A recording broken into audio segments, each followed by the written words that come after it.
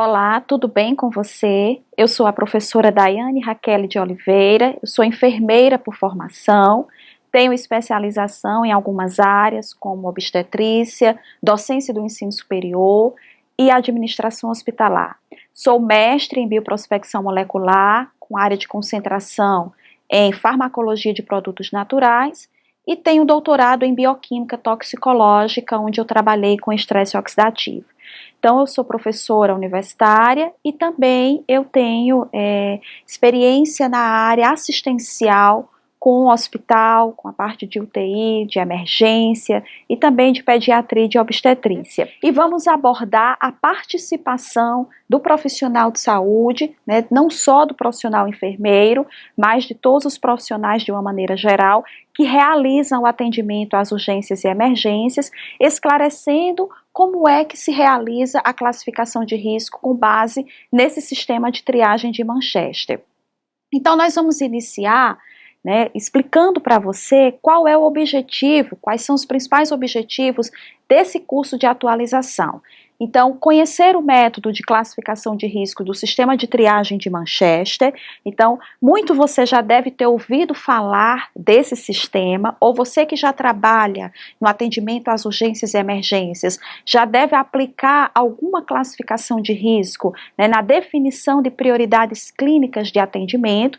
Então, nós vamos conhecer hoje em que se baseia esse sistema de triagem, como a gente colocou, que é reconhecido e é validado no mundo inteiro e que vem sendo utilizado aqui no Brasil desde 2008, com a experiência primária lá do estado de Minas Gerais, e que hoje esse sistema de classificação de Manchester, ele é utilizado em 61% dos estados brasileiros, inclusive no Distrito Federal. Então é o protocolo mais difundido, mais utilizado nas unidades de urgência e emergência no Brasil.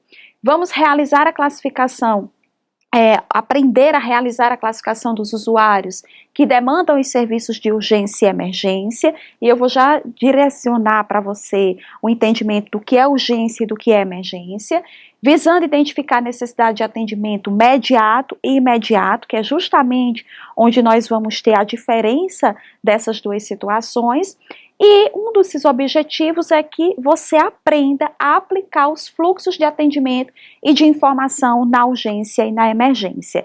Então, na verdade, esse curso busca não somente, a gente vai começar o curso já não abordando diretamente o sistema de Manchester, a gente vai conversar sobre a rede de atenção às urgências e emergências no Brasil, sobre esse redirecionamento do modelo de assistência ao usuário, definindo as diversas portas de entrada no sistema de saúde que devem estar qualificadas para o atendimento de urgência e emergência, e aí a gente vai, nesse sentido, caminhando até o entendimento do que é uma triagem, do que é um acolhimento com classificação de risco e abordando o sistema de triagem de Manchester, tá certo?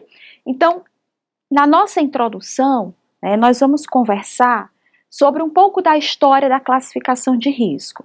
Então, nem sempre se utilizou uma classificação de risco baseada em protocolos, como é hoje uma normativa, uma exigência do Ministério da Saúde, que todos os serviços que atendem urgência e emergência, eles utilizem protocolos de classificação de risco, e esses protocolos eles precisam estar embasados em evidências científicas. Mas quando a gente vai revisitar a história, nem sempre foi assim.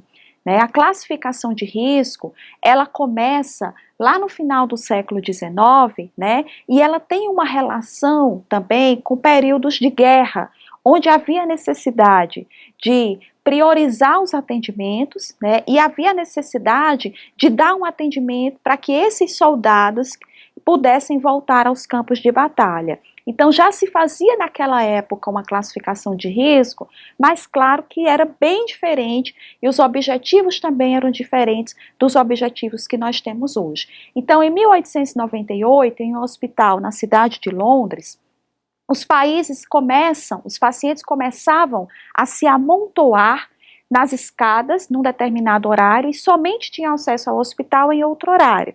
Então, o que era que começava a acontecer? A necessidade de organizar um horário para o atendimento.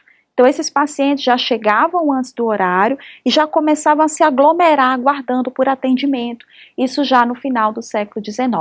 As portas eram então abertas para um paciente por vez, então já havia essa necessidade de que o atendimento ele precisava ser individualizado e que não se tinha como dar conta daquela demanda, né, no mesmo horário. E a enfermeira, a própria literatura traz a enfermeira, porque era o profissional que trabalhava já realizando essa triagem, por assim dizer, muito embora não era esse termo que se utilizava naquela época, e chama a atenção para essa figura da enfermeira, né, porque era realmente uma profissão exercida exclusivamente por mulheres, né, a enfermagem no seu início. Então a enfermeira perguntava a queixa desse usuário para que somente depois pudesse encaminhá-lo para o atendimento médico, seja clínico ou seja um atendimento que precisasse ser realizado pelo médico cirurgião. Então, nessa ocasião aí, já se começam os primeiros, né, relatos sobre a classificação de risco. E nos Estados Unidos, a triagem, aí já se começa a utilizar esse termo, né, que seria a escolha, a seleção desses pacientes. Inicialmente era feita, né, foi usada pelos militares para escolher soldados feridos em batalha, com o objetivo de estabelecer prioridades de atendimento, como agora há pouco eu falei para você. Então, naquele momento, a prioridade não necessariamente era tratar a prioridade clínica para melhorar as chances de sobrevivência do paciente, para dar um atendimento qualificado, resolutivo e com responsabilidade. Naquele momento, a preocupação era com a situação de guerra, que esses soldados feridos, eles pudessem ter um atendimento e voltar para os campos de batalha. Então, os soldados com ferimentos, eles eram classificados pela gravidade de suas lesões.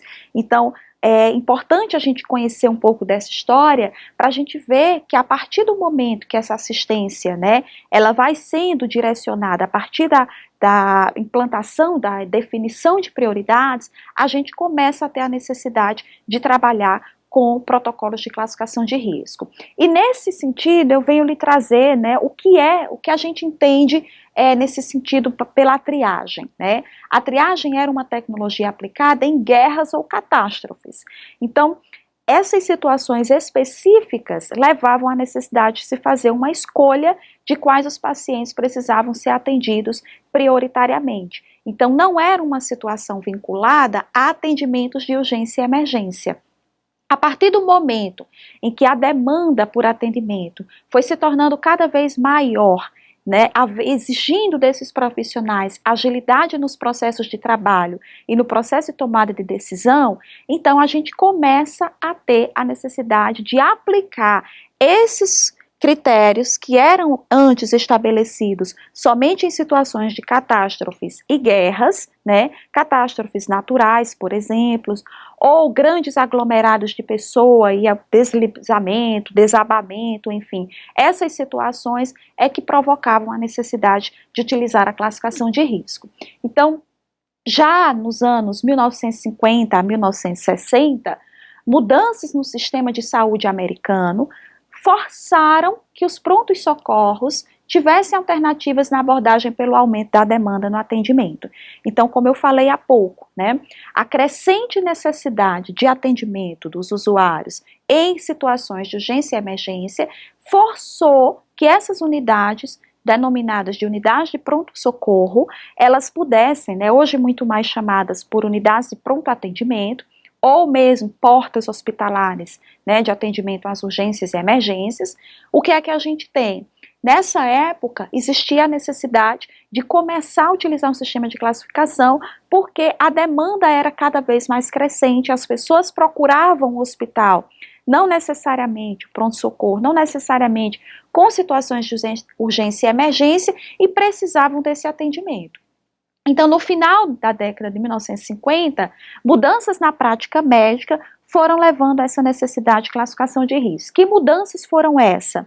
Diminuição significativa dos médicos de família, então os médicos que atendiam nas comunidades foram diminuindo, foram instalando consultórios, foram migrando para um atendimento mais hospitalar, trabalhando também na perspectiva do agendamento dessas consultas, e isso fez com que as pessoas procurassem os hospitais para atender às suas necessidades de saúde. E, claro, levando, né, a uma demanda crescente desses hospitais na questão do atendimento. Então, a sobrecarga, a demanda cada vez maior fez com que esses serviços precisassem de protocolos para estabelecer prioridades. E nos finais de semana já havia a característica de uma procura aumentada pelos serviços de pronto-socorro. O que a gente ainda observa, né, no mundo inteiro e aqui no Brasil, por quê? Porque no fim de semana, geralmente as unidades, né, de atendimento primário à saúde, elas ficam fechadas. Então, daí também outros pontos de atenção têm sido instituídos, né, para atender esses pacientes em situação de urgência e emergência, como são, por exemplo, as unidades de pronto atendimento UPA 24 horas, né, que representam, a gente vai ver, um atendimento intermediário entre o atendimento da atenção básica e o atendimento da atenção hospitalar, e que vão fazer, né, esse intermeio no sentido de estabilizar o paciente até a sua transferência para a unidade hospitalar ou até a sua alta, né, para os cuidados domiciliares. Ainda sobre um pouco dessa história da classificação de risco, a gente encontra que as unidades de pronto-socorro passaram então a atender pacientes também com necessidades menos graves. Nós ainda enfrentamos essa realidade, né, em nosso país, em nosso meio, em nossas emergências. Pacientes que não necessariamente deveriam procurar um serviço de urgência e emergência, mas que acabam procurando por várias razões, né? Por ser um serviço mais próximo, ou por ser um serviço que resolva o seu problema de saúde. Na verdade, os usuários, o que é que eles querem? Eles querem resolutividade da sua necessidade de atendimento.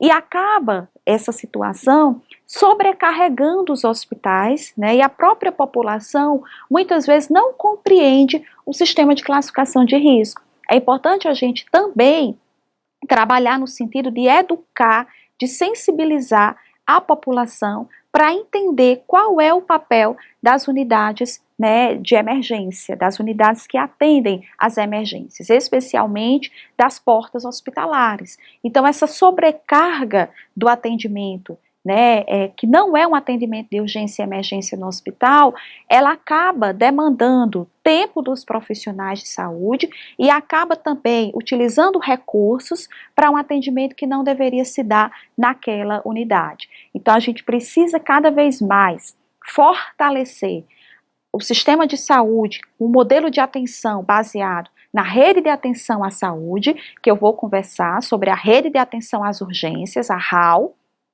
e que faz parte, né, da compreensão desse atendimento em rede, que todos os níveis de atenção funcionem como portas de entrada às urgências e emergências.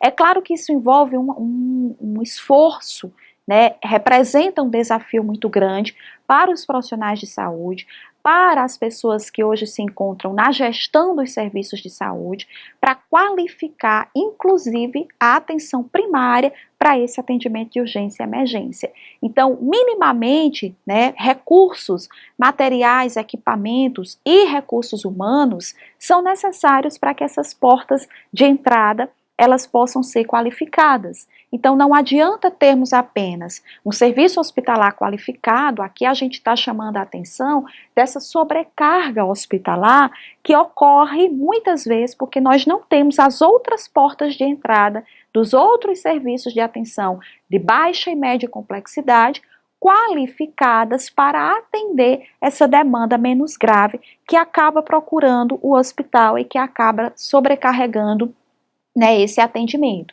Então, surge a necessidade de um método para classificar os pacientes, identificar aqueles com necessidade imediata de cuidados no pronto-socorro. É claro que isso gera, né, uma chateação, isso gera um confundimento nas pessoas. A gente vai entender aqui que a classificação de risco, ela não tem por objetivo excluir ninguém do atendimento. O que a gente vai fazer é definir as prioridades de atendimento com base em protocolos evidenciados cientificamente, né, com fundamentação científica, e que todas as pessoas receberão atendimento conforme a classificação que elas receberem. E como é que a gente realiza essa classificação? A gente realiza a partir, de acordo com o protocolo de Manchester, a partir de discriminadores que a gente vai entender daqui a pouquinho, que são sinais e sintomas, né, que o paciente vai apresentar, que você vai classificar esse atendimento a esse paciente como urgente, como muito urgente, como não urgente, como pouco urgente, enfim, a gente vai ver essas questões daqui a pouco.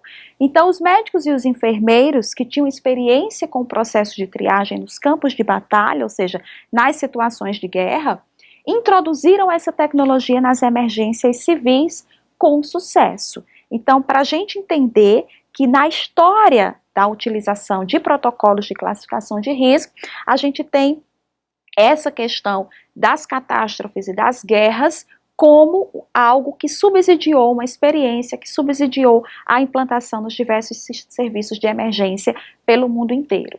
E a primeira referência que nós temos na literatura sobre triagem data do período, né, de grandes catástrofes em 1963, na cidade de Yale, nos Estados Unidos, conforme consta, né, nos relatos do Grupo Brasileiro de Acolhimento com Classificação de Risco em 2010. Então, a partir dessa data, né, se começa a utilizar esse termo de triagem. E no Brasil, os serviços que realizam a classificação de risco desenvolveram seus protocolos com base nos protocolos internacionais. Então, a experiência do Brasil, ela surge a partir de experiências internacionais, onde esses protocolos eles foram adaptados à realidade brasileira. Eu preciso chamar a atenção para isso também.